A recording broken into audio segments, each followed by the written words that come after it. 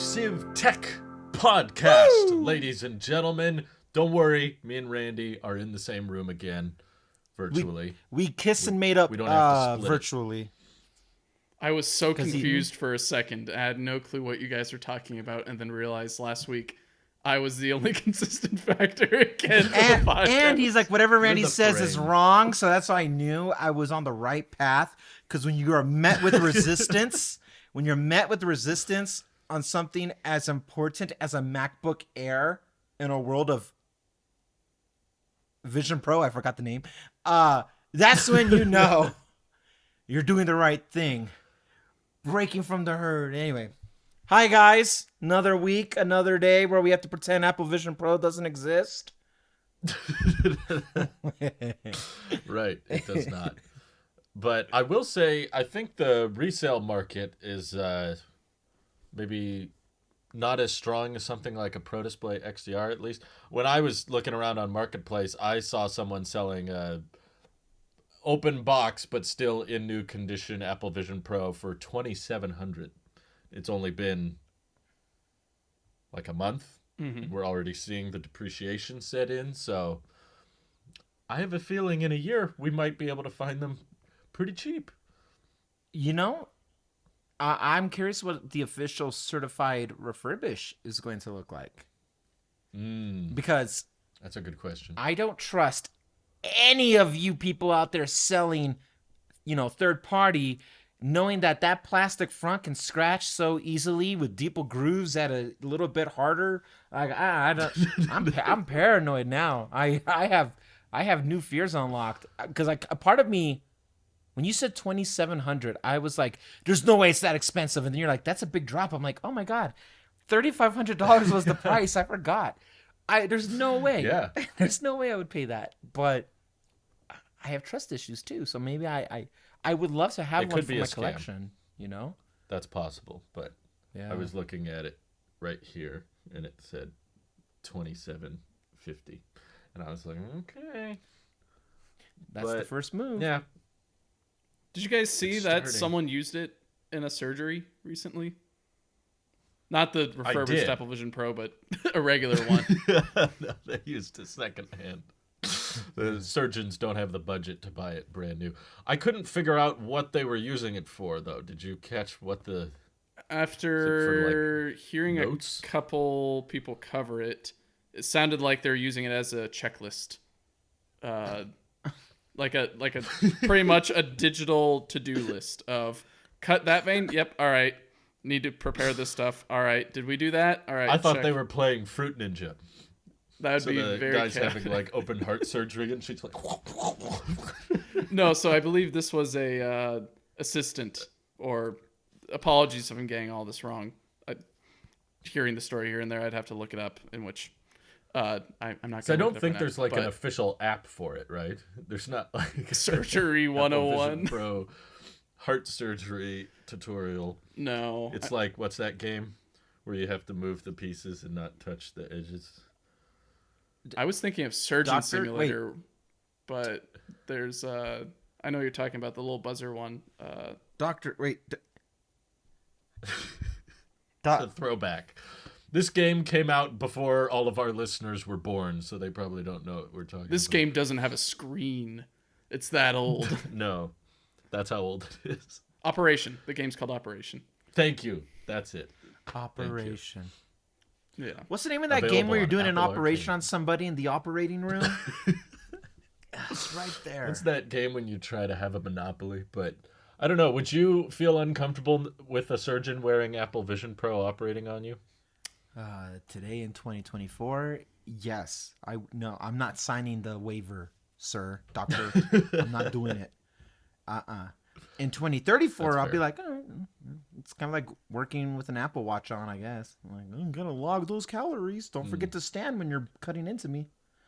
Mm-hmm. Would the checklist be somehow different if it was just a whiteboard? Well, the whiteboard, you've got ink, and you have to think about a surgery setting where any contaminants are bad. So having a whiteboard in the surgery room is probably not a good idea. But having a digital whiteboard where you are just using your eyes and fingers, which are already, I don't think your eyes are cleaned, but at least your hands are cleaned and then most likely gloved. The Vision Pro is still tracking your fingers and your eyes. So you're in the clean room. You haven't introduced any potential contaminants to the human body besides, I guess, the Vision Pro, but I guess they have to clean that as well. Well, it's got fans, right? It's blowing air out of it. All the dust particulates coming out of there. But yeah, apparently find out this surgery went horribly wrong. But it was a scrub nurse that donned the headset to assist the surgery, where pretty much it was just following medical procedures and able to do a microsurgical spinal, I guess, surgery in London. Wow. So pretty in London? Yeah, specifically London. But pretty... it's not supposed to work outside the U.S. I guess it was used... Yeah, it is a UK hospital. I'm assuming that it was used for that very study of, can we try applying this technology to a medical setting? And I'm sure the people, this, I guess, hospital in the UK convinced Apple enough to have one sent over to them and then use it. So then, one, Apple gets the publicity of our headset was used in surgery. Yeah, I'm sure Tim Cook ate that up. And then two, at least opens up the idea to the masses of having a headset on or a mixed reality setting occur in the surgical room. And then how does that work in 2024? And I guess what we've opened the door to in this podcast is how is that expounded upon or expanded upon in the future, for if it turns into pretty much just putting on glasses, or if it's maybe less bulky and a lot more seamless in usage to where it can be trusted in the hands of the operating surgeon on the patient. Yeah, it's got to be. I just picture them being like mid-surgery, and then it says, Apple ID detected outside of U.S., and it just shuts off right in the middle of some, like, cut. That would be bad. Do you think Tim Cook wakes up every morning and has a bowl of good morning-os?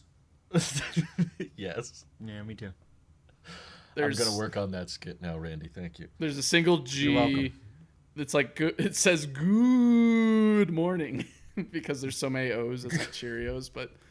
Well, Drew said, he's like, I'm sure Tim Cook ate that all up. He's like, yeah, he did, with a bowl of his good morning-os. Good morning-os. He loves somehow getting Vision Pro involved in things. He also appeared in some like Porsche Taycan announcement thing, which is kind of EV related, but there was some way to experience going around Laguna Seca, whatever it is, with Apple Vision Pro on, and they featured Tim Cook in the announcement video, and I was like, Apple is more of a Porsche, you know, with the whole cancellation of the Apple car. I know there was a lot of talk on maybe they'll just and now buy someone TikTok else out. Everything's getting canceled. God. That's true. I think that's kind of an interesting subject, but we'll get to it. We'll get to it. I think Apple and Porsche go together more so than pretty much any other EV brand. Like Tim said on the record, he drives an EV. I bet it's a Porsche. That's my guess. Mm-hmm. I'm sure at this point it was like... I feel like it's a Tesla. Interesting. I think it's probably a Taycan or Taycan, whatever way you want to say it. Just all the Apple partnerships they've had with Porsche, with the whole CarPlay thing, and the Apple Music was integrated into a vehicle first on Porsche before everybody else.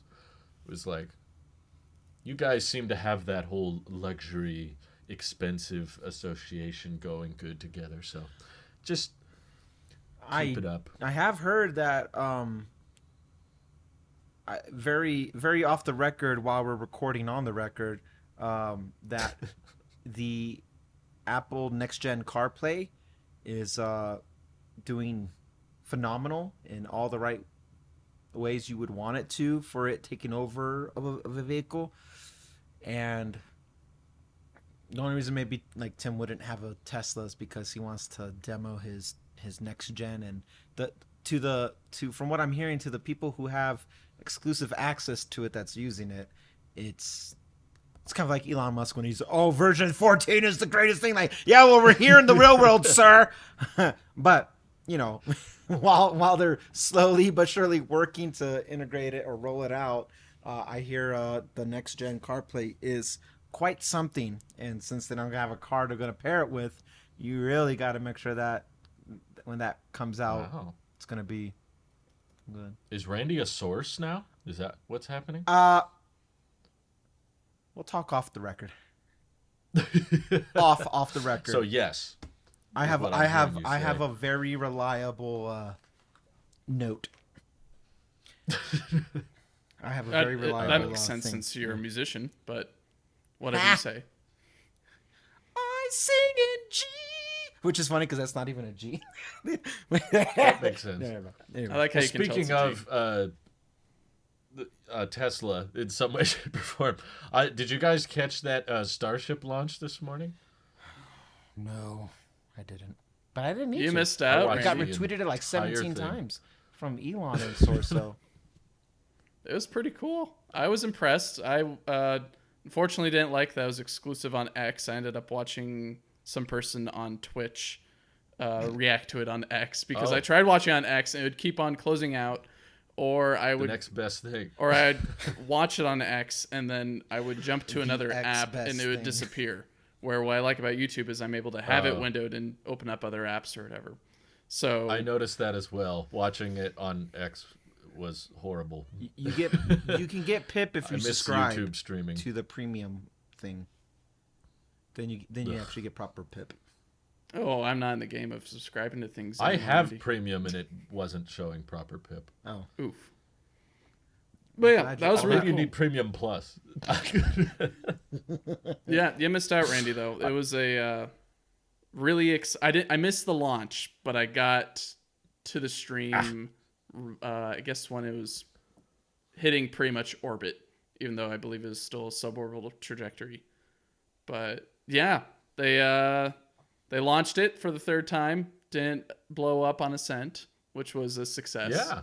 Got to For those unaware, this is the most powerful rocket of all time. and heaviest. It's more Pretty much one of the powerful largest. than the Saturn V, and it's the first time they've actually got the second stage up to orbit, and also even got to the point of testing reentry, which I don't believe was successful. But with this line of work, everything's just about finding failure points. So every time they test one of these things, it fails in a different way, but they get further than they did the time before.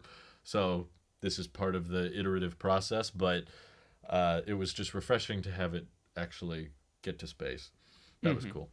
Yeah, it got to space. I noticed for a lot of it, I don't know whether they have a stabilization issue on it, but it was rotating a bunch, or basically Yes, it spinning on was. its longitudinal axis. I know you can do that for stabilization, so that way it's not pointing a way that you don't want it to point, or at least it's pointing in Right. every direction but the direction that you want to point. What I liked about it, though, was the amount of Starlinks it had, Starlink panels, like what I've got on top on my roof, on the nose cone of the spacecraft, which is really neat to consider that pretty much the same technology I've got on my roof is on top of a Starship floating above Earth, Yeah.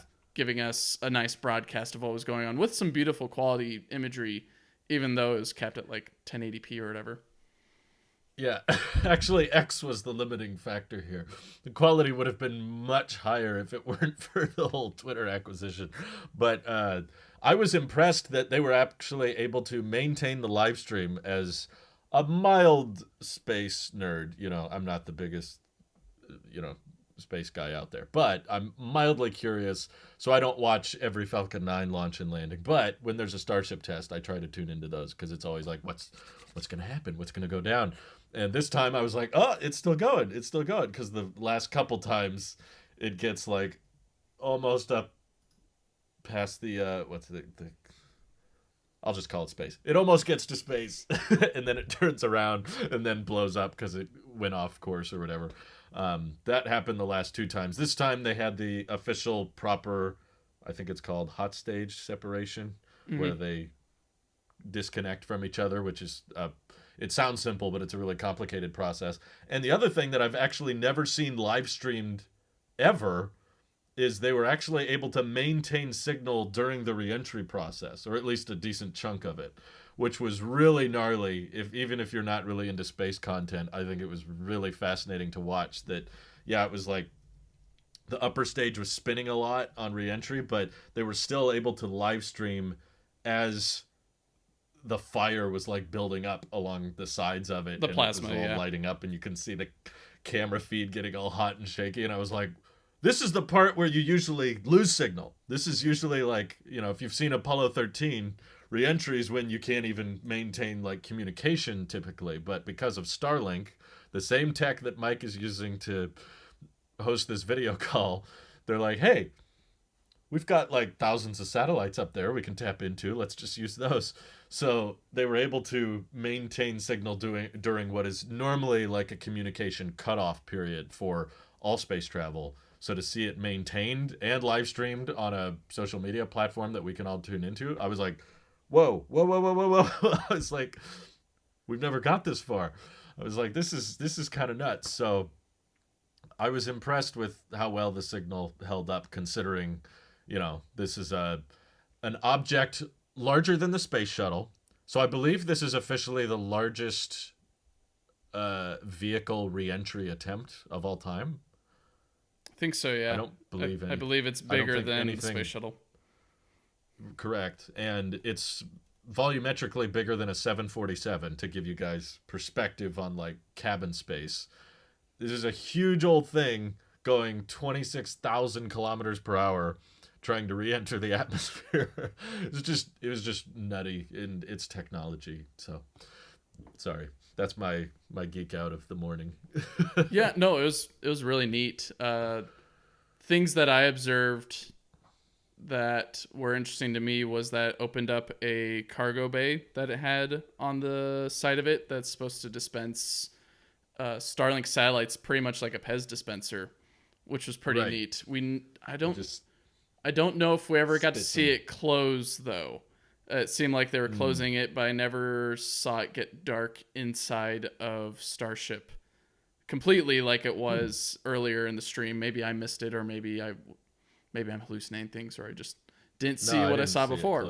So who knows if it did close successfully or not, and if maybe that was the reason for it breaking up during re-entry, in which it seems like it did, because if it didn't, we would have most likely gotten reestablishment of connection with it post I'm pretty sure they confirmed re-entry blackout that was expected. It got disconnected around 65 kilometers above the surface of the Earth, going, I think it was like 200 and something kilometers per hour, in which in terms of miles per hour, don't got that for you, but it was very faster than a bullet.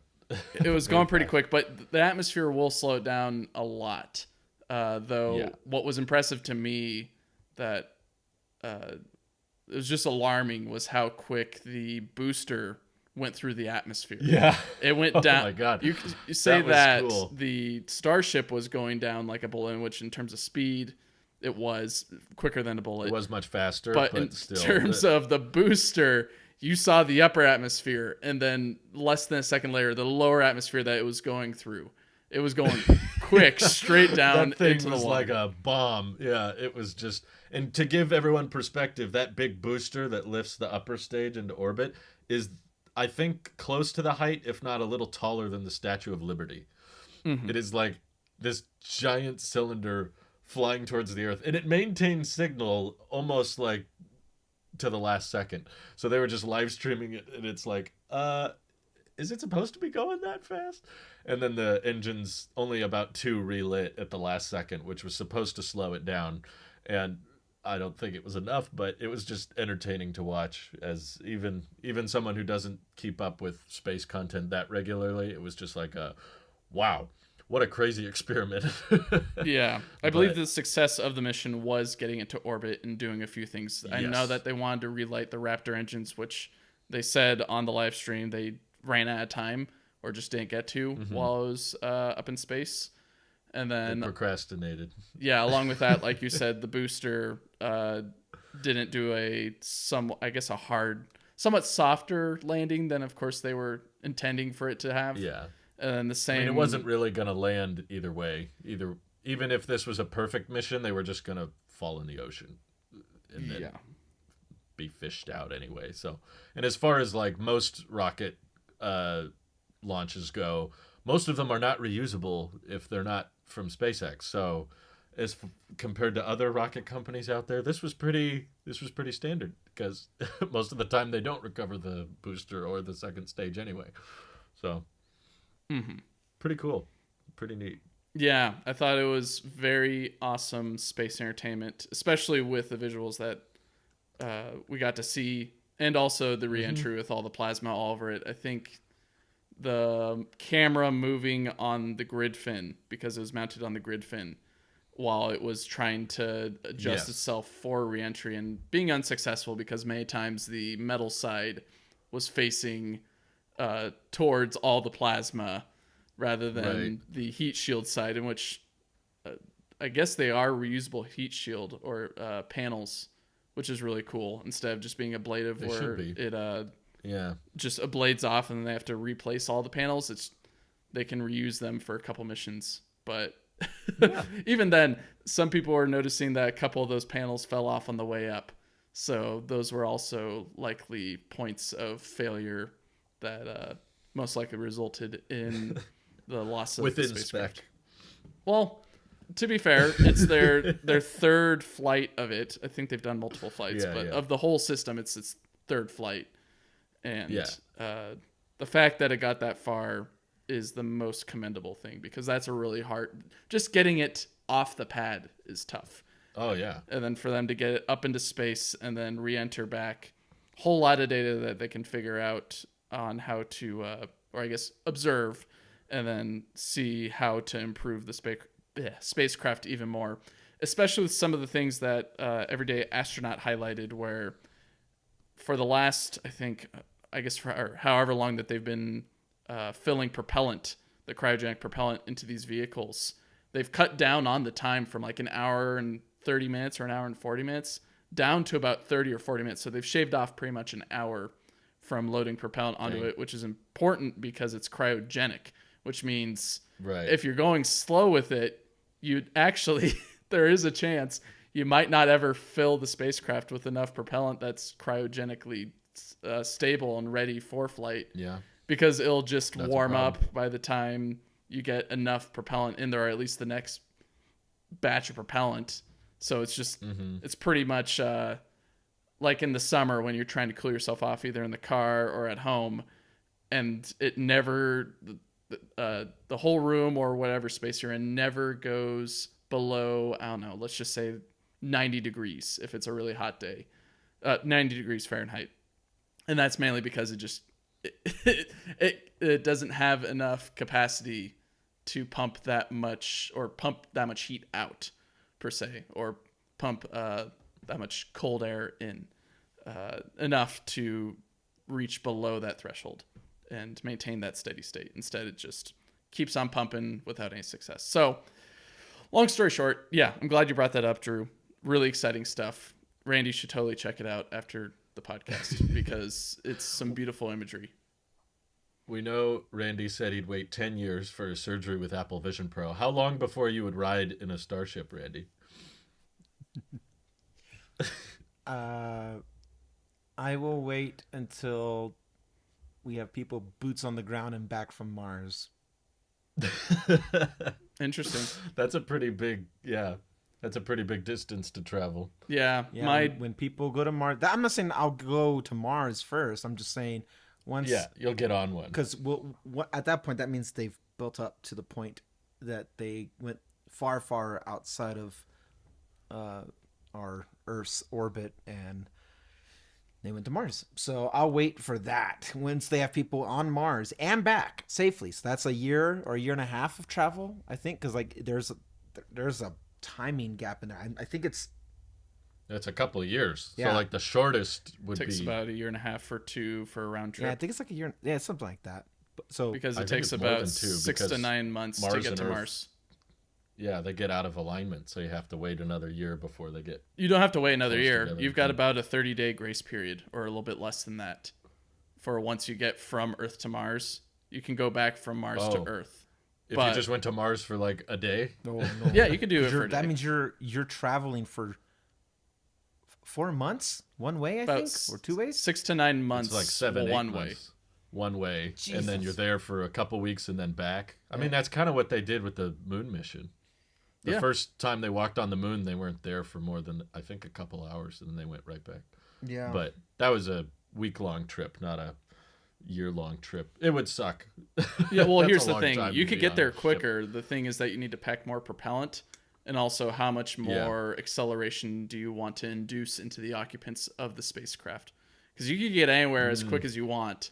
It's us humans, us jelly fragile beings of blood and meat and bone that will just turn into. We take up a lot of space too. We also take up a lot of space. We need food, we need water, and all that. So there's an optimized amount of speed and time that the human body is willing to withstand before we either starve or we die due to G-forcing on slowing down and speeding up a heck of a lot. But Or go insane. I would say, Randy, something to also look out for is if they go through with this use case, is using it to travel from one side of the Earth to the other. So if you wanted to go from New York to Tokyo or from China to LA or something like that, they've proposed that idea as well. So something that I'm waiting. Because this whole live stream was under an hour, and they went from Starbase, Texas, to just off the coast of Australia was kind of the end point on the other side of Australia. So they went like the long way around the planet, almost a not quite a complete rotation, but over half, and they did that in about 50 minutes. Yeah, and that's So- also a suborbital trajectory. If you're on Right. the ISS, I believe it's about a 40 or 50 minute period. So Yeah. Well, after- for the Earth to Earth transport, they would probably follow a path like that. yeah, even for those, I believe if I recall the numbers that they quoted, it's like a 30 to 40 minute travel time for some, which was For insane. anywhere in the world, basically. Yeah. The furthest distance. You could go Sydney to London in like 45 minutes, It was insane. which is... I would say That's a good question. What's the shortest Starship travel? You know how like we have airports sometimes where you just fly from like, San Francisco to Sacramento, where it's like you're in the air for like an hour. What's the shortest Earth to Earth Starship route? I feel like we would solve space travel for commuting before we solve train travel here in the U.S. I'm pretty sure we'll have Starship taking us. Yeah, from- you don't have the land rights issue. That's the biggest problem with train high speed rail. Well, land in the and US at also- least. Feels like Uh, you're setting the stage for a Vsauce video. Who owns Earth? Bong. Well, when you one think yet. about When you when write go up- letters in the future, you'll have to specify which planet you want the letter to be mailed to. Imagine that. My idea of boarding a Starship is most likely when we have them taking trips like airplanes, where it's that monotonous and boring to where Ugh, people don't really so care. hard to imagine. And so at that point, I would be more than willing, if it's become that safe, to take a Starship ride to the moon for a vacation. And which my maybe not predictions, but at least my estimations on that is most likely when I'm in like my 60s or 70s, Yeah. which is totally fair. fine because at that point I've probably lived most of my life and done all the things I've wanted to do. And hopefully at that Yeah, I'm point, gonna need a will before I get on a starship. right. Gonna have all that sorted out. Yeah. So I figure probably by then that's when I'm willing to jump on one of those silos that rides on a silo that gets you to either somewhere on Earth or somewhere on the moon, or in the case that you Silo brought on up, a Randy, silo. somewhere on Mars. Yeah, I don't know if I ever see it becoming a regular means of transportation like Earth to Earth just because of the sound. That was one of the big issues with the Concorde not going mainstream, was all the sound that the engines made, and the sonic booms heavily limited where it was able to fly based on just city regulations and laws. The Concorde was like breaking the sound barrier and shattering people's windows, and it was annoying people. And the starships, I don't care how reliable or efficient they get, they're going to be noisy, and they're going to make lots of. So sure, the actual flight might be 40 minutes to all these different places, but you're probably going to have to travel to some other place far away from the city. Like, I don't think they'll have the spaceports that close, so you're going to have to travel outside of the city, or it can only take off at certain times of day or at certain places, and then you got to land somewhere else that's far from the city. So the getting to the spaceport will probably add additional timing. But if it was just a tourist thing where for fun, let's just go hang out on the moon, because you're only up there for a couple weeks, not enough time for your bone mass or muscle mass to get completely thrown off. And it's not that far of a flight. It's also very easy to land on the moon because there's very little atmosphere, and it's still close by to Earth, so you could still have live streams. You could still have video calls like we're doing right now. Light speed is still enough to get meaningful data communications to the moon and back. So I think there's a great potential for lunar tourism with enough efficiency and reusing of boosters and stuff. If I wanted to agree go with to the you moon, there. I'll just put on the Apple Vision Pro again. That's true. You could just turn the crown. That's a lot It's easier. cheaper. Huh? That's a good point. It is a lot cheaper in the long run. But are you Well, actually on the moon?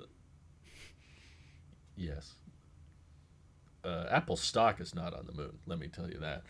But No, I liked your tweet is there earlier any today. other subject? Where to tie it or not tie it, but to transition a little bit, your tweet earlier about all of the stocks going down with was it the All descent, the EV stocks went down. Yeah. or at least the re-entry of all the stocks to the, Thank God the I haven't ground bought level. Rivian yet.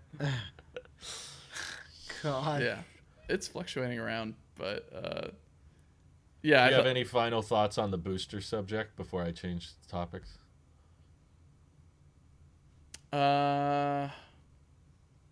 not really. Besides, landing on the moon has been hard recently for both the United States and I Oh. believe Japan, because the Yeah. regolith is variable in how much your legs sink into it. But I'm sure Starship's more than capable of landing on it without any issues, right? Being a giant And bullet. probably easier than Mars. Maybe, yeah. I mean, it's a lot quicker to get to the moon than to Mars, so you can throw a whole lot more starships at it and Yeah. figure out the problem than throw it on Mars. You don't need a heat shield. No, well, if you want to go home, probably. Yeah. To go home, yes, I guess. Yeah. That can be a different ship. But yeah, I was going to ask if you saw that Apple acquired an AI company today, actually, or yesterday by the time this goes up. I have not. News to me. Yeah, it's making me wonder with all of the, chit chat about. It's called Darwin AI, and Bloomberg reported on this. If you're curious more about like the employees and stuff, but their website and their socials all went down right after Apple bought them, just like dark sky all over again. Hey, you're ours now. Shut up! Don't say anything. But this acquisition. That's pretty much Apple and the startup companies with the chloroform. Apple was hyping up their generative AI features at earnings calls and in interviews. There were multiple Apple execs all saying, "Oh yeah, we're not worried. Wink, wink. We're gonna have some tricks up our sleeve." Do you think them buying this AI company after those wink winks is trying to is that a sign of weakness? Like, oh shoot, we're gonna need to live up to some bold AI claims that we're not ready for. Let's buy someone else Like, let's try to find the next open AI before anybody knows about it? Or do you think this is just another arrow in the quiver of AI capability features that we've yet to see? I think it's another arrow. There's no Okay. way these guys they plan so far ahead that if they were bold enough to say something like that on TV, then you gotta have something, right? I mean, it's not like it's air power. I was gonna bring that up. I was like, no one else knows how to do this, but our engineers can make it work. You sure about that, Phil? And then Phil retired. All right, fella. You're just a fella. He's a fella now. I think it's just a day that ends in Y for them. They're so big, they could buy. Apple's so big they could buy literally whatever they want if they wanted it that bad. And they just choose to start up this, start up that. Maybe it's whatever patents that company must have had that caught their attention. I think there's some type of it's always about patents, right? When you buy a company, it's because you want their patents. If they didn't have patents, you wouldn't buy the company because you could just rip them off. Right, Instagram? Like Massimo, yeah. So like there's no patents. There's no need for a what we used to call in the business a hostile takeover. You just copied and ripped them off, and then that'd be that. Unless you're after somebody directly, as was Apple going for buying out Next to get Steve. But I think that's very like that was more of a a statement than anything. Like nobody's gonna buy a company so they can get a person like that. Unless it's Steve Jobs. Unless you're Most people aren't Steve Jobs. Yeah, most people aren't. So yeah, I That think just made me think of Iron Man. Steve Jobs built this in a cave. yeah. I don't think that's what he said. It was something like that. Yeah. But yeah, no, just business as usual for them. Them buying All this right. thing. Because they own. I saw a video. I read something that they own. Wasn't Siri bought out originally? Yeah, and they kept the name. Yeah. We forget about that. There's all these things that Apple just buys out, and then we're like, oh yeah, that's just built in. That's their native thing. It's like, no, Yes. that was someone else. Yeah. Siri and that was the name of the company too. So they kept the branding for that one. But I saw somewhere, and I don't remember what, and I don't remember the number, but they own something somewhere between like 40 and 80 AI companies that they've bought out. Something astronomically huge like that. Big and small Wow. of caliber of Maybe things. we should start an AI company, guys. How to get a job at Apple. Yeah. Tailosive AI, Apple. We're interested. You can Our get us power, for cheap. real cheap. In fact, I'll pay Not you me. to buy us out. Not you? No. I just want to be on that Apple Fellow board. Yeah. How do I get involved in that? Which means you get a nice goodie bag of new Apple products when they come out, but you don't have to do any work. That's what a fellow means, I think. They just You have to just you tweet every now and then and be like, complimentary "Wow, TV this is so great." Wow, this is so great. I don't know if OBS shows your reactions. But It did. okay, good. They're beautiful. Yeah, they just popped up. I was like, so tweeting, and bah. Great. Yeah. Hey. It recognizes behind the mic stand. There they are. There they How are. about you, Mike? What's your prediction? Do you think this is a sign of weakness or poor planning, or this is just another arrow in the quiver? I will take the easy road on this and say both, because I feel like Apple needs Both? I think Apple needs the help. I think they definitely need the help with trying to make Siri. Oh, I said the name again. The AI assistant. It's okay. Helping the AI assistant or the Apple assistant. You're having too much fun with those reactions. Help. Randy's discovering the. Yeah. You can do both a thumbs up and a thumbs down at the same time. But So it's a quiver of weaknesses, is what you're saying. it's a quiver of weaknesses to make it strong, because seems like either they've been trying and not succeeding, or they have tried and not succeeded in making the Apple Assistant a lot stronger as a program that we can utilize. Instead, I'm pretty much treating it like the the Google friend uh, to just turn on and off lights and all that. And sometimes they can't even do that right. Both of them have issues with it, even though that one of I them agree. is weighed more than the other. They both still struggle, and to be fair, the I devices are think a they little both old. suck. I think there's a lot to learn from these startup companies who are pushing. Their main focus is make this better, and then that's why companies like Microsoft are being maybe not glorified, but at least have a big spotlight on them and what they've got, because that is, as far as I can tell, doing decent. Of course, most generative AI, whether it is text, voice, or whatever based, uh, do have their faults, but there is room to grow. And if this means for Apple to acquire some of these companies to make their systems better or roll out a new one, so be it. It makes them better in the end, and it provides a better product for us, and which makes it more competitive for others to make theirs better, whether they buy out more startups or they use the startups that they've bought or the employees that they have to make their digital assistants better. Only makes the playing field that much more competitive, and which only, like I said before, gives us better products. So I think it's worth it, especially with how we said before, they have a whole bunch of money in the bank waiting to be utilized for something. So only makes sense if AI is the thing these days, and it will help us out with a lot of different tasks, whether we want to just do voice or text-based tasks that would be a little more cumbersome for a human, but just a bit quicker, or even substantially quicker for the digital assistant. I'm totally in favor of it, as long as it doesn't take my personal information and throw it everywhere. Oh, that's gonna happen regardless. Don't worry about that. What do you think, Drew?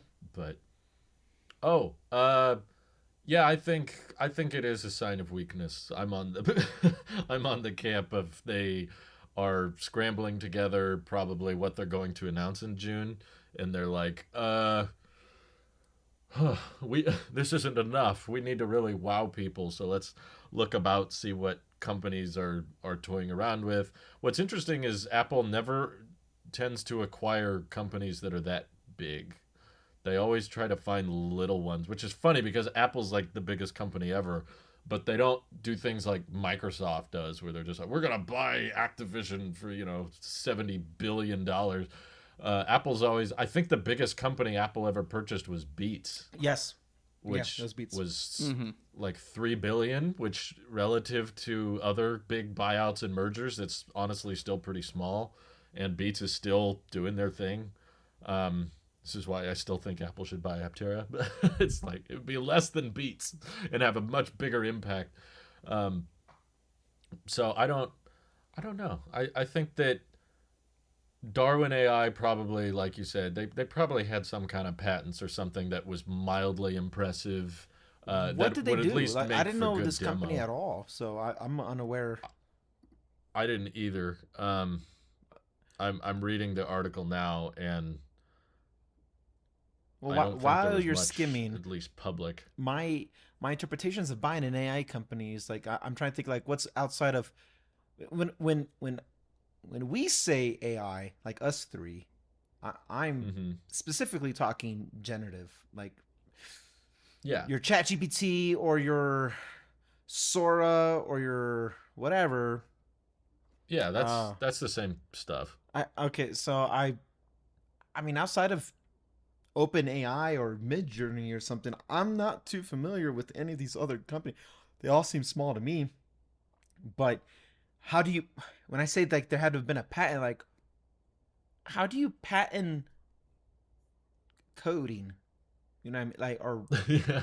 how do you like? It might not be patent based, but I'll give you just a little snippet of how Darwin AI was described, at least according to Mac Rumors, who said they were an AI technology company that made software for inspecting components during the manufacturing process And it also had a focus on making smaller and more efficient AI systems. So when I read that, I was like, that's totally up Apple's alley, because Apple's all about performance per watt, like using less energy to achieve the same task. And maybe if OpenAI's models are the NVIDIA, GeForce GPUs of the world, Apple's trying to find out, how do we make AI different or more efficient so that we can do more stuff locally, like how Apple was bragging with the new MacBook Air about, this is the best MacBook for AI because it has neural cores that can run large language models. It's like, okay, well, all of our phones and earlier MacBooks have neural cores too. So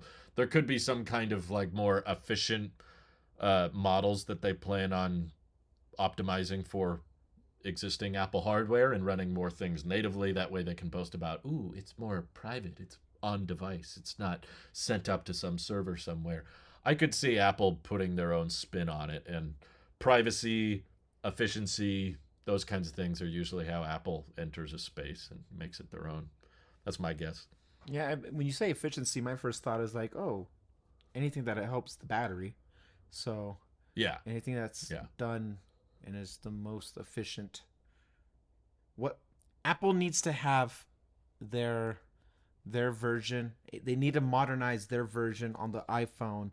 What they did to the Mac, they need their M chip equivalent that has this big boost of all these things, and it's really hard to do that when they've been working on the A chip for so long that I only see Apple being able to brag about the efficiencies of their phones, their smartphones, when you can have things that are stored locally that don't burn or run energy, like all that stuff. And I think that's my headspace when I think of efficiency. Is you could talk about efficiencies in your logistics, and the customer will not give a poop about that. They don't care. But when you talk about efficiencies on performance, all of a sudden it's like, we can add another chart with some vague lines. Look at that, guys. We're better. So that's how I see that. That's right. We're gonna get another graph. That's right. Other companies' models. Other AI companies will have their response time like this, but with Siri's new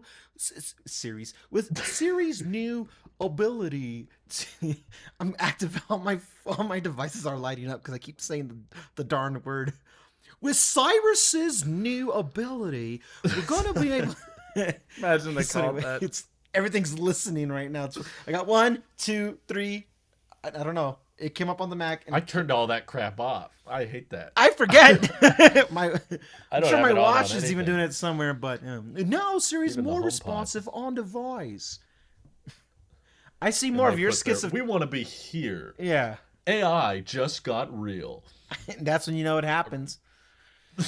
Oh, We're gonna hear that. I'm gonna say something very controversial, and I could be Again? wrong.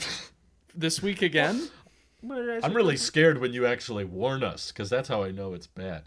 No, it's not bad. It's just I think I'm gonna be I haven't seen another person say this, so this is why I'm gonna be controversial. I'm gonna take a different. I'm gonna oppose a stance here that I haven't seen anybody else. Here we go. Say The this. OG. Lawyers.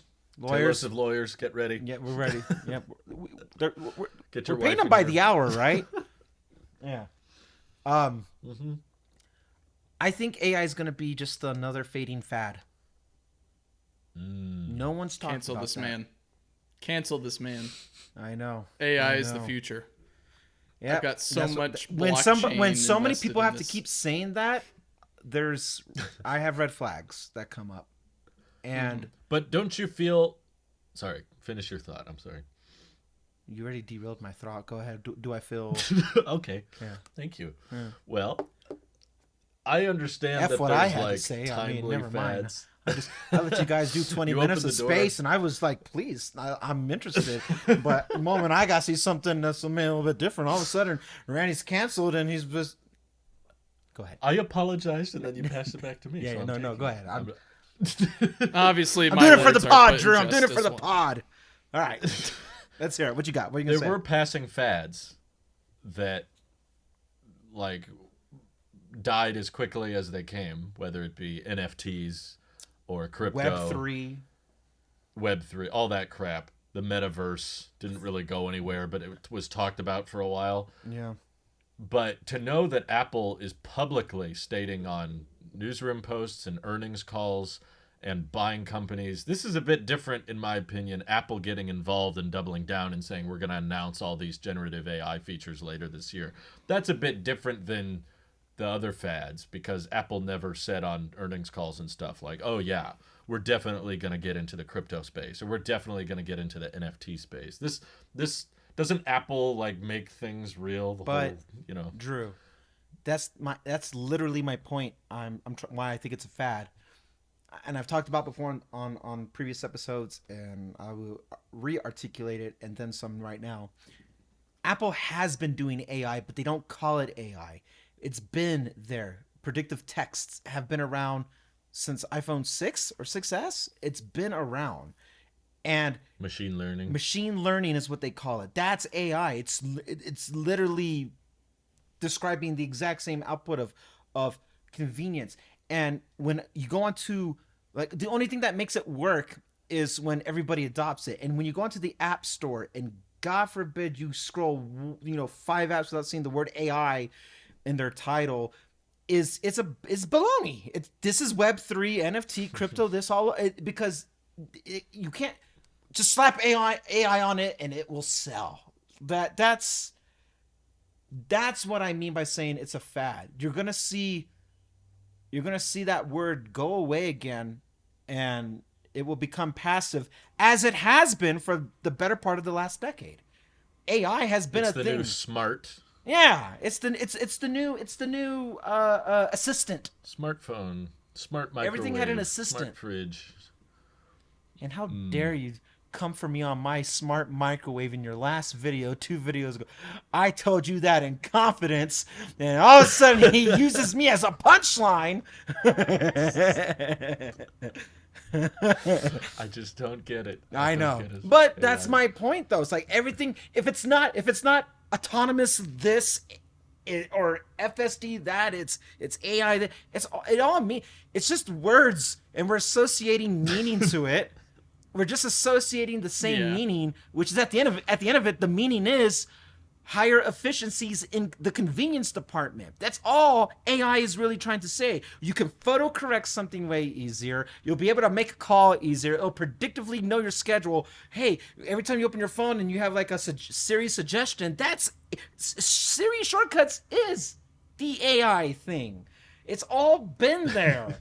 So we just are leaning into it because a company's doing some really cool stuff that is like, wow, I can't tell that this is auto-generated, and I'm not going to discredit that. That's cool. But that's that one company, and everyone else is going to try to like do their own thing, but when you are following the trend, you're chasing something. That's not how something is everlasting. Like your smartphone equivalent, people followed iPhone and it became lasting in the sense that everybody adopted the hardware for that. Or we have a whole nother podcast just dedicated to people adopting electric vehicles, and those are all great within their own thing, but the barrier of entry to do those things is significantly higher than just changing your app name or your company name and throw AI on there because it has an auto feature. The hitting auto, like you could say the same thing when you open up the Photos app and you click on a photo and you hit edit and then you hit the auto button. AI, it did it. And then you can go in and adjust it. Like that's not sustainable. That's not gonna last. And whatever Apple is going to announce later this year will at most just be on the forefront of things that they have already. Listen, they always lay the groundwork for it first. Then they put the product up front. AI is not a product.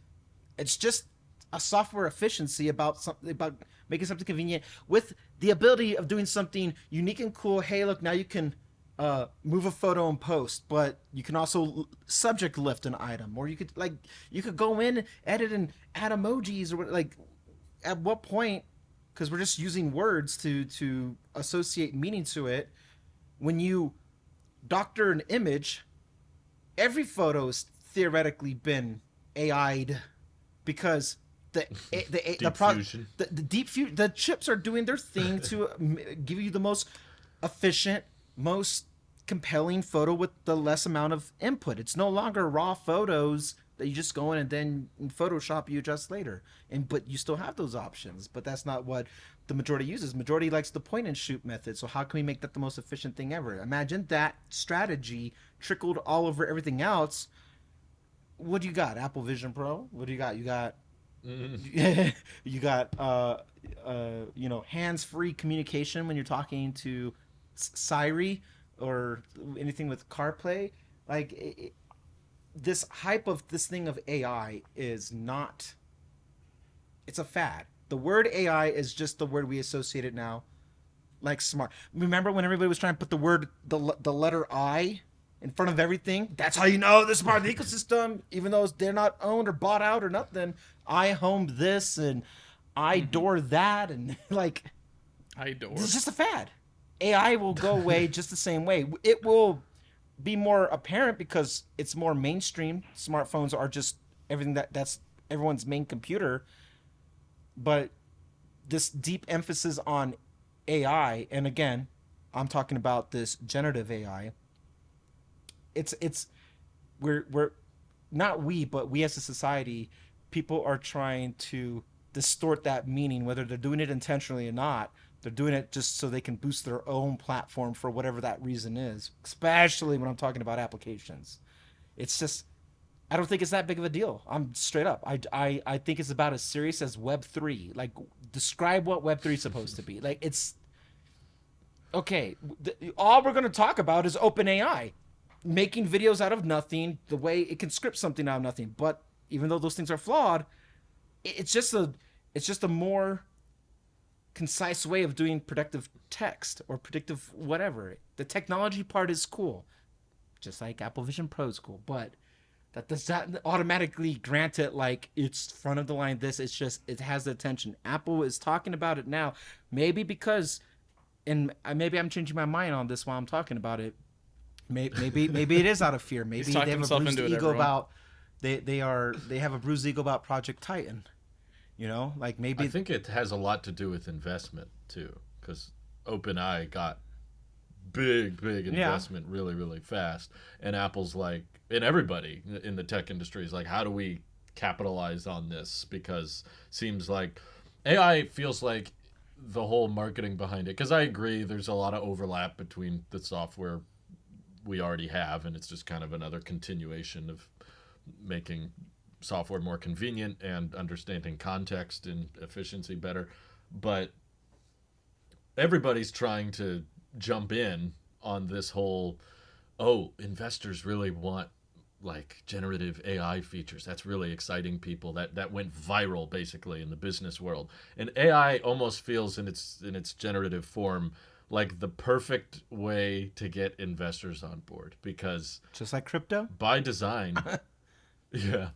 Well, that was a bit more blatant scam from the beginning. But this one's a little more subtle, because what AI has always been good at least in the today's sense when we describe AI, is showing you something really impressive. It makes a big jump in performance that unlocks something that wasn't previously possible, like the DALL-E 2 image generation or the Sora video generation. It's like, whoa, that's now a thing, and that wasn't a thing a month ago or, not long ago. And it has its flaws, but that's perfect for the investor community, because investors are always looking for what's about to take off. It's not quite all the way, but it looks really close. It's shown promising enough progress for me to put my money into it. And now they just need to iron out the details. And they just need to get the little things right. And then it will take over the world and replace all jobs and whatever.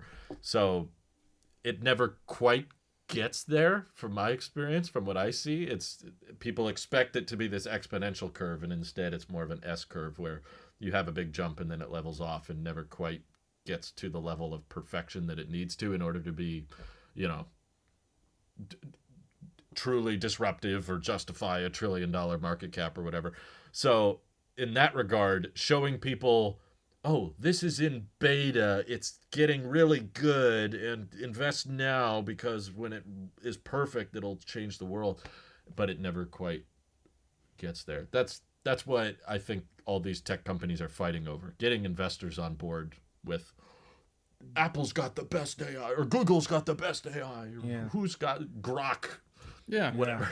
I think My last note to that, I will say, is your interpretations, not you, like everybody's interpretations of what AI is doing about generating things. Uh, Even if we go to the point where we pass uncanny valley, there is always going to be a telltale. And I'm not talking about a watermark. I was talking about this with Mike last week. Um, you cannot out of nowhere manifest a soul, and AI lacks a soul. You cannot make, at best it is imitation at its purest form, but it's never the original. It's never the original source, and AI cannot originate that. I call it what I call the subconscious. Like, even if we go past the uncanny valley, there is something the human eye can pick up, and maybe it's in the motion, the mannerisms, the what. Like, you will know something's off because we're not quite there, as you're saying it, right? We're not quite. It's still in beta. It's in beta as long as FSD is going to be in beta. Like, we are just on the brink of it being sentient, on the brink of it being self-aware, and all, like, always that. But we, as I don't know what it is. I say it's subconscious, but it's the intuition. You just know when something's off, and that's why it can't be like you're right, and it's an investor's ploy, because investors only care about one thing, and that's making more money. They're not trying to change the world. They're out there making money. Like, anybody who says anything different, you're drinking the Kool-Aid, and they're full of crap. Their investors have a sole purpose, and that's investing to get an ROI on something. 10 other things are going to fail before one thing works. All that FTX, this and that, like, that one blew up in your face, and now people are licking their wounds. But then Bitcoin's cool because it has an ETF, and all, like, it's all baloney. And yeah, maybe that was a little bit more blatant, but AI everything is not a thing. And we like, the news will try to sell fear because it's the news and that's what they do. They've been so good at it, but It's very marketable. You're right. it's That's so another good. smart attribute of AI is it makes it look like everyone's job is on the brink Yeah. of being replaced at all times. No way. There will be a kill switch. There's something. Maybe it doesn't shut down the whole internet or whatever, but we ultimately still, we live here, excluding the fact that I'm literally talking to a piece of metal and glass right now into another piece of metal. We live in the real world. And in the real world, your AI can't reach the real world. It's a whole nother dimension. And we have the tools to kill said thing. So it's not as threatening as the news will sell it. If you're believing the news, then you're like, you drink the Kool-Aid about politics as well or something. Like, it's all propaganda. It's all of that. So I'm not that concerned with it. One, but two, that doesn't mean that Apple's not going to try. They do all these other things. They'll try, and then they'll adjust, and they'll reintegrate.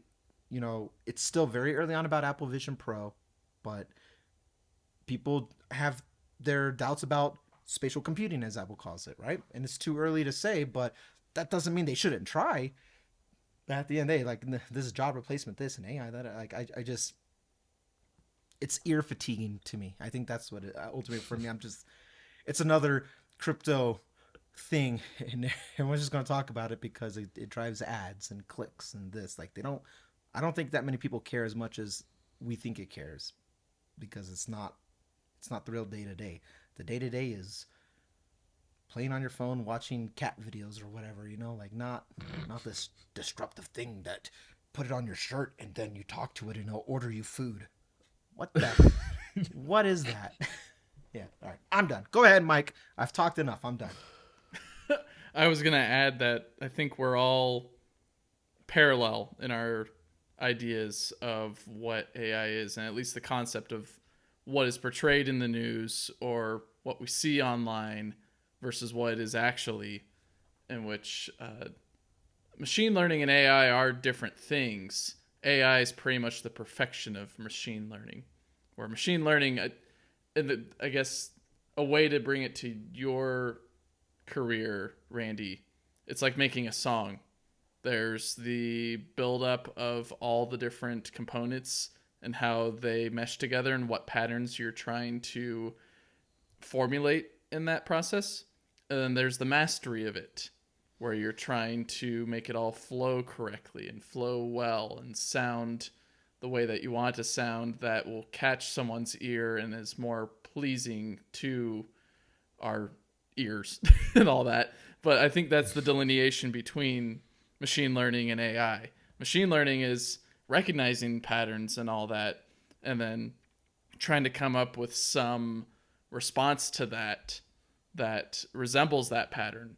AI is pretty much the perfection of that, being able to simulate those patterns and generate something on its own. Instead of offering you a suggestion, it is telling you this is what's next and this is why it's going to be next and all that. It's a better prediction. It's the march of the nines and all that.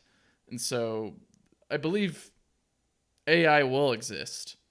It's just, I mean, AI exists today, just in a very crude form that is the digital assistants that we have from all these different companies. It's the matter of how much better they will get over time. You could see it maybe like Pokemon, where it starts out as a little line of code, and that's pretty much like your Bulbasaur.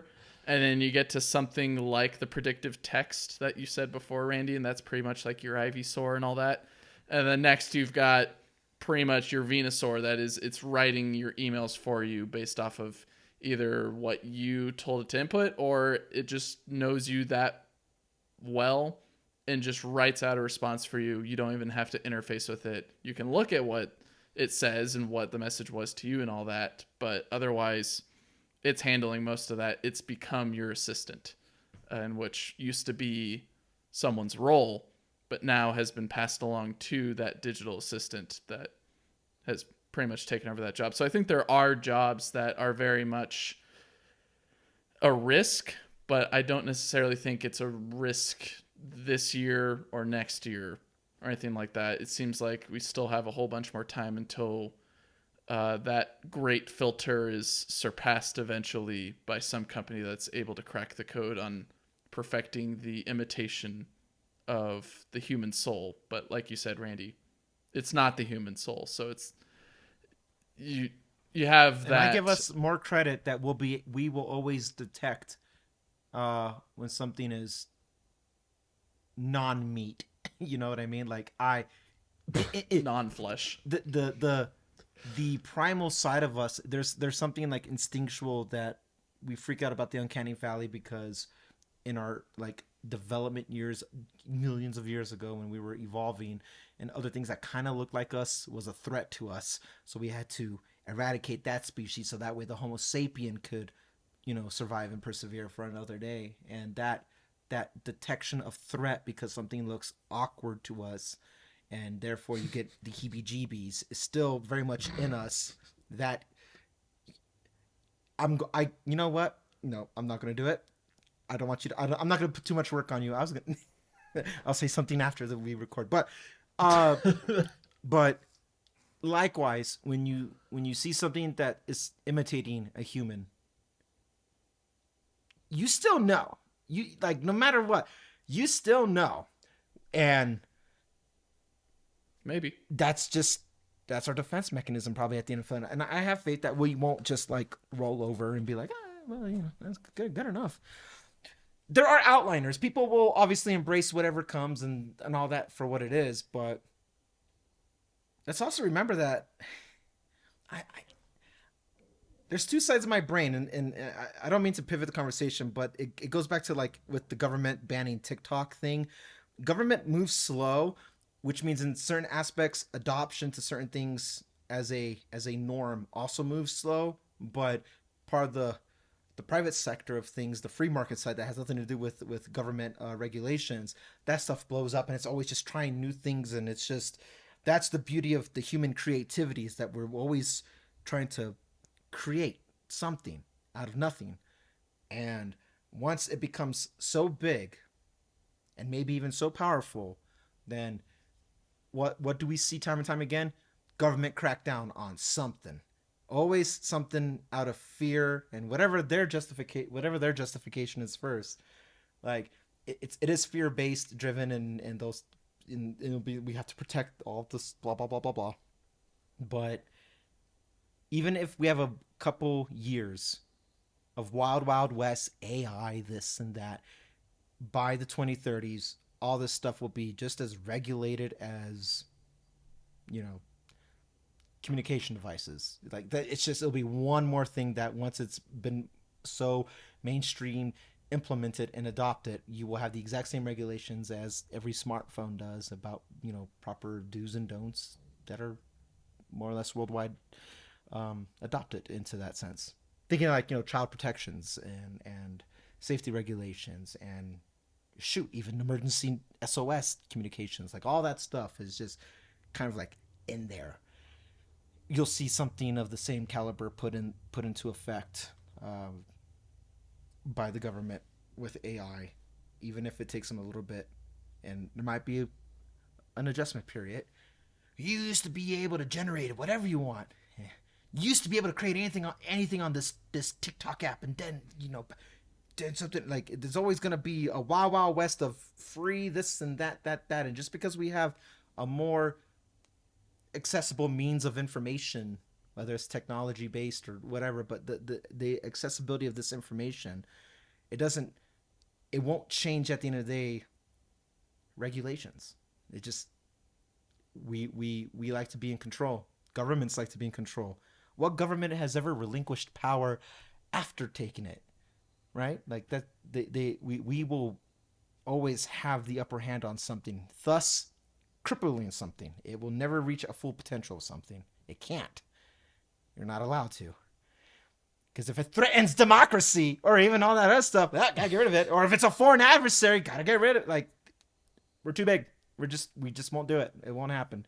And so many people don't know what the heck we're even talking about when it comes to the minutia of all that they'll just be like, oh yeah, it's for protection. Oh, yeah, take it away. That's okay. Whatever.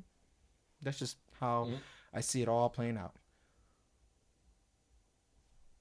On that note, who should buy TikTok? Walmart. Jeff Bezos. Oh my god. Ooh. What? Did something happen? Bezos, huh? Wait. No. Let me see. Wait. I'm pretty sure he's fine. Right now he's busy with Blue Origin and all that. But no. You know, I open up Twitter, first thing I see, Joe Rogan endorses Trump for president. Hey, whatever, I don't give a Okay. The only thing that's trending is That's Joe enough Rogan. internet for All right, today. that's enough internet. It's like, hey, Jamie, can you pull that up for me? God, all right, that's good. Pretty much. I'm good. That's appropriate. Who should buy TikTok? Is TikTok as influential as they say it is? Some would say yes. I mean, Yeah? I would say yes. I'd say it's pretty big, pretty influential, especially in our youth. Okay. It's Then, seems pretty. It's more watch time than YouTube now, jeez. even in America. Woo. Well, all And right consider how short the videos are. then. Yeah. So you could just, I mean, I see my wife doing it all the time. She doesn't do YouTube like that. She'll do it in the background and like play like Judge Judy or Dr. Phil or whatever. Who knows? You know, something Wow. that's old. My wife does that too. Yeah, just old. Just Wait a second, old I do legacy So that's happening. But when it comes to like, you know, just random people, TikTok has been, and so is Instagram to a degree as well. I won't discredit either of them. They are what YouTube used to be maybe 10, 15 years ago, in the sense that like I go on there and you just see the excitement of the creativity of a random nobody putting their thought out there, and it reminds me of how excited everyone was about YouTube. But now YouTube is so big and it's so like it wants to be corporate, and I think there's pros and cons to that. The pro being that it's a legitimate business model. The con is that you probably can't do the stuff that's happening on TikTok. But if you're saying it is, if both of you guys are saying it's influential like that, then no one should Walmart. Nobody should own it. Not it should be fragmented in a way. I like open source. Let everybody have it. People who use it own it. You know what I mean? Let it Wow. be. Let it exist. Public Who's square. gonna Let it pay be what for all Twitter's those trying to servers? be. There you go. The public square that's more cringy. I miss the days when a TikTok was just a sound of clock mate. Now it's taking over the world. Mike, why Bezos? Explain. What other billionaires can you think of off the top of your head? Tim Cook. Elon Musk? Yeah, That'd be funny. William that would be a Gates. tool. William Gates. Wow. Warren Buffett buys it. What would he even use Wow, it for? you know, I don't even know what a TikTok is. It used to be on. I could see a usage for Twitter/X for a TikTok-esque way of They presenting already media, bought because that's what Vine. they're. Well, they're already doing away with a whole but like some things that I see for updates for Twitter eliminate all the icons below the post. So for replies, likes, retweet or repost or whatever, and share, they're wanting to get rid of that. I don't know, to make it look cleaner. In which at that point What you're do not. these companies do? Do they just sit in a boardroom and go, how do we make this site worse? So that's why I I think feel like if you're just going down to panels of posts, might as well turn it into TikTok-esque consumable content, where you've got the post version of people interacting on social media, and then the next is video portion of it. They could just upgrade their video portion of what they're doing. So now you get to watch SpaceX live streams on a TikTok-esque look and feel, where it's only vertical. Powerful to be kept alive. You can't let Elon. He can't keep getting away with this. that's why Tesla stock's down. Elon's selling stock so he can buy it. Didn't he Are say you that serious? needed Is more that real? Or are stuff? you making a joke? I'm making a serious joke. It could be possible. Dude, I tell you, I tweeted at him that idea, and he did not dispute it. He did not comment on my tweet, so I think that's evidence that it's true. if he right? drives Not the wrong. Tesla stock down any further, look, no, just no, no. Okay, we'll wrap it up there. Hopefully, we have some iPads to talk about next week, so we don't have to get all yeah. Closing thoughts. existential. Are New we Frisbee. getting new colors, new iPads? What's between the next time we record closing thoughts? What's happening in the next 7 days? Starting with you, Mike. Well, since Drew said iPads, I'm assuming that there's a leak that the new iPad is coming next week. So I'll say iPad and pencil, since there was also a leak about that. I'll just go off of what was leaked and go Not with an that. Apple Pencil. What just I a pencil. want the pencil. is they probably won't do next week. I because leaked they it. most likely save this. Nice. They most likely save this for a presentation, which I would believe would be a new display, either the XDR or Studio Display That'd be 2.0 nice. or something like that. Either of the 2.0s, that'd be cool, but I don't think that's coming next week or this month. Most likely at the end of the year, if there is a chance, which is probably small, I hope. but it's there. Okay, go, Randy. No, I posed the question. You go. I'll go last. Oh, okay.